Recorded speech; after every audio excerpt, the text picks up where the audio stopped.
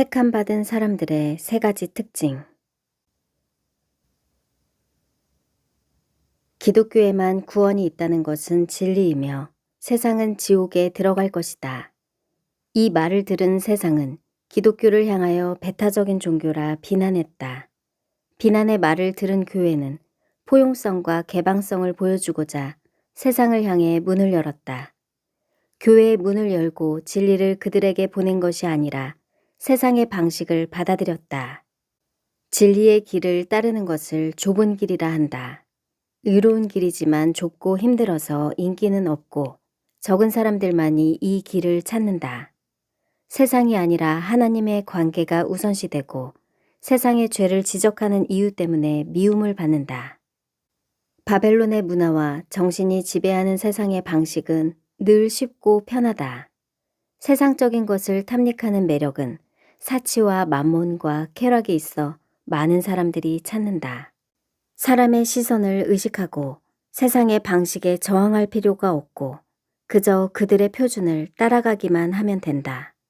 세상에 속한 자는 이기심과 무관심의 길에서도 같은 방향 때문에 세상으로부터 미움을 받지 않는다. 넓은 길은 이 세상의 임금을 숭배하고 그에게 충성을 바치는 곳이다. 도덕적 부패와 미디어는 시간적, 지리적 제한에 무관하게 누구나 은밀하게 접속할 수 있다. 그래서 지옥 가기는 너무너무 쉽다. 세상에 저항하지 않는 사람은 누구나 간다. 반면 천국 가는 길은 너무 어렵다. 연어가 강을 거슬러 올라가는 것은 어렵지만 강물을 따라 떠내려가는 것은 가만히 있어도 된다. 길이란 순간의 선택이 아니라 평생 걸어가는 여정을 의미한다.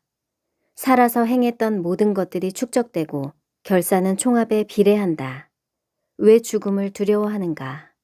그들의 심층부에서 죽음은 끝이 아니며 지옥의 삶이 계속될 것이라는 사실을 느끼기 때문이다.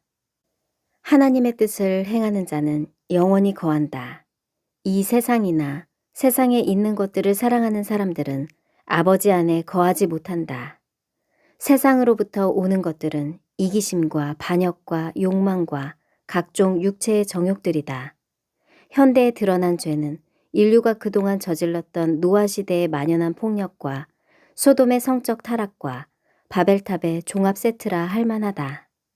더러운 귀신이 사람에게서 나갔을 때에 물 없는 곳으로 다니며 쉬기를 구하되 쉴 곳을 얻지 못하고 이에 이르되 내가 나온 내 집으로 돌아가리라 하고 와보니 그 집이 비고 청소되고 수리되었거늘 이에 가서 저보다 더 악한 귀신 7을 데리고 들어가서 거하니 그 사람의 나중 형편이 전보다 더욱 심하게 되느니라.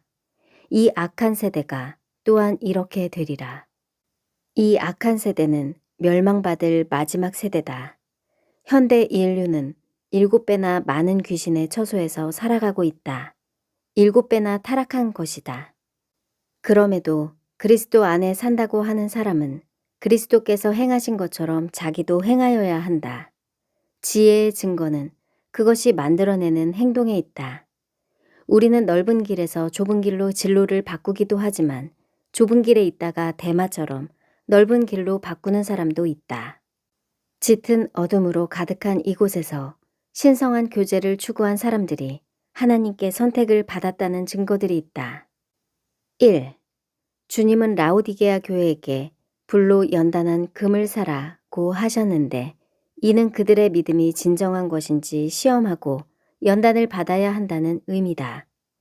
경주에 참석한 사람들이 모두 달리지만 모든 사람이 상을 받는 것은 아니다.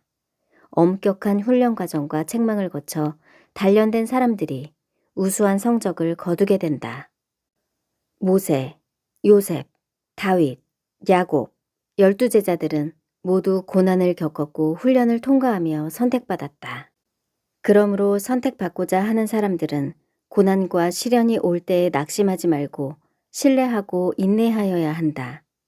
시험의 목적은 금처럼 순도가 높은 믿음을 얻는 것이며 그의 전 인격과 태도와 마음을 변화시키며 그리스도의 형상을 닮아가게 한다.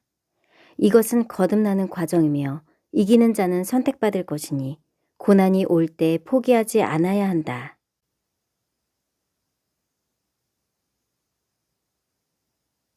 청함을 받은 자는 많되 택함을 입은 자는 적으니라. 2.